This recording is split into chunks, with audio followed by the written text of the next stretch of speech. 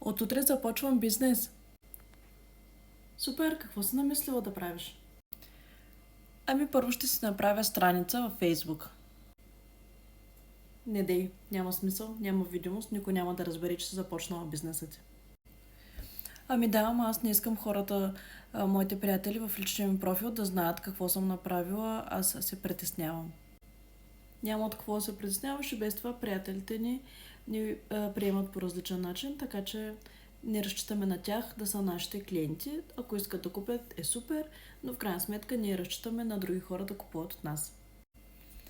Добре, ще си помисля. Също съм решила, че аз изобщо не искам да си показвам лицето по никакъв начин. Не искам да снимам видеа, да правя снимки със себе си. За мен това не ми харесва, не ми допада и няма да го направя. Да се показваш лицето си е много важно, защото хората обичат да гледат други хора и да ги запомнят по физиономия и с имената им.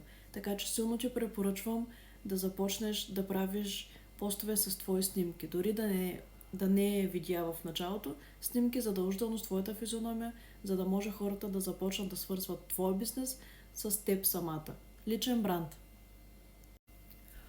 Сега като каза личен бранд, аз искам да си направя и сайт задължително. Преди да започна да продавам, аз трябва да имам сайт.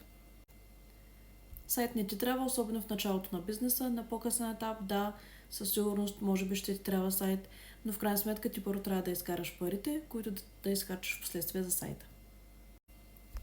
Да, права се, наистина нямам пари за сайт в момента, обаче със сигурност ще пускам платени реклами във Facebook. Аз мога да те науча как органично да стигаш до хората.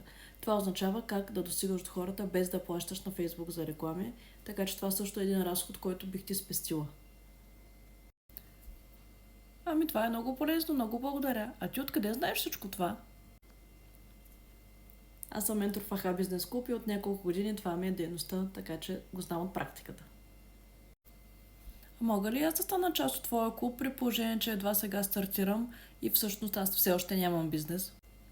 Разбира се, точно с такива хора работя аз, тези, които сега стартират и нямат представа как да почнат да продават в социалните мрежи. Пиши ми за подробности.